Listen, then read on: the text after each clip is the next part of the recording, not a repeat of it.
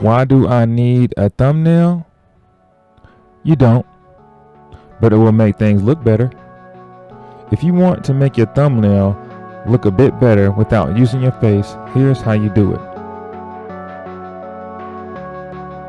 I copy this prompt and bingimage.com. Copy this prompt, paste it in here.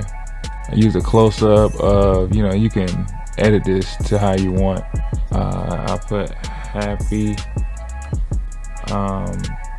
YouTube point to the left of the screen, blue LEDs. You can change all this. I got this from another YouTuber. So I guess I could do a better critique one with freckles and happy in a YouTube. I say office building in a YouTube office. She's pointing to the left of the screen with yellow LED lights in the background, and so now it'll render. It's gonna take a little while, and so now I just go over here, I click on it, and I download each one like this. I do it to my desktop so I can get to it easy. I think I might have to buy this extender. I might have to buy this extender while I'm doing this recording and just cut this out. Get one of these, add it in there. So I'm gonna redo this. I'm gonna go back over here. This is the website you go to. Yeah, I don't know why this Bandicam is kind of weird, man. I don't really know how to use this too well yet. I'm working on it, man. But yeah, I go take one of these images that I got from Bing, right? This one that you kind of feel. You probably can use multiple ones, but it is a credit every time you're using this, like 1,500 of them. So, but you use this to make the image thumbnail size. I guess you could do other things like make it bigger and layer it in the back. I've done it a couple times. I'll show you what I did at the beginning. I'll show you that in a minute. But after doing that and this uncropped AI image, to download it. I wonder what this download HD look like, since I'm using it now. So I'm gonna download the HD version of it now, because before I don't think I could use the HD. So I'm gonna let you know how to use it, how to get in there and do it. So you download it. If this type of content is interesting to you, make sure to hit that like button and subscribe to the channel. Don't forget to ring the bell so you never miss an update. I'm Sarah, and we are back with another cheap minute guide for your freaking entertainment. Now I want to go over here to Canva. It's the website online. Now this is the one I was talking about earlier, how I took the picture and blurred it in the background, but you see how it's cut like that. That was the first one I sent you. This is where I did it at. But as you can see, the extender extends the picture, so you can blur the outside. You blur the outsides, give focus to the face. So that's what I did with these. I blurred some of the backgrounds. I didn't blur this one, but I just blurred this so that way. So I'm gonna start a new one. I'm gonna bring in this picture that I had just made with the extender, with the photo extender. And so I know this is gonna sound weird and off or putting or whatever, but I use this thing called the rule of 3. I looked it up online and how to make thumbnails and how to construct them or whatever. So this got a lot of blur in it already. So I'm not gonna really try to blur this too much, but I'm gonna show you where and how to blur it.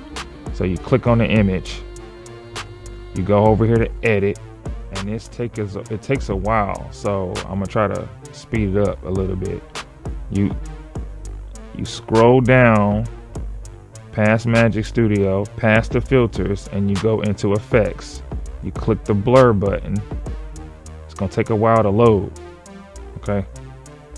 And when it opens up, it's gonna open up like real wide. I mean, like straight in, you know, directly into the face.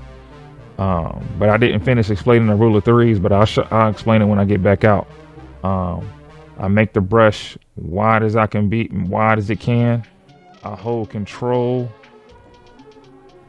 on the keyboard and roll the mouse down to zoom out. I'm just gonna blur this a little bit because it takes a long time for it to render. Okay, there it is. It's done worked. It's worked now. So I'm gonna X this out, right? And it's gonna give it the effect. It's gonna take some time. Now you might be able to do it in a different program. See it's saying it's waiting. Yeah, there it is now. See, you see it's a little bit more blurred than it was normally. It's a lot more blurred than it's normally. So I got my, I guess you want to say, my background of my thumbnail. This is the meat of the thumbnail. So now I'm about to go get the I just went to 13. I didn't even have a scanner from 12. All right, bet. Yeah. All right, you too, man. Later. Okay. Let me see where I was at. What happened with. So I don't like using these. I'm not going to use these texts in here. Okay. You don't use these texts in Canva. This is the next step. Is going to a place called Text Studio. Okay. So I go in here and, you know, go into the settings or whatever and choose the settings I want. Choose, you know, kind of decide, you know, get the lettering. So you can do that how you want. I'm just gonna say how to no. You know what I'm saying? You know, you gotta get the thumbnail and stuff right. So I'm just gonna try to do something that, and then because you don't want to put too much on there. I go in here to the styles. I go down a little bit in the 3D, in the filling, leave a gradient. I click on the circle, the color. Yeah, you got to click on this, I think. Yeah, it's up here. Okay, yeah, you click on what up here and it'll change the color, right? You know what I'm saying? Figure. And then you go in here and download it. Download PNG transparent. I drag it from where I downloaded it back over here to Canva. Okay, right. I had closed it by opening it up in another one.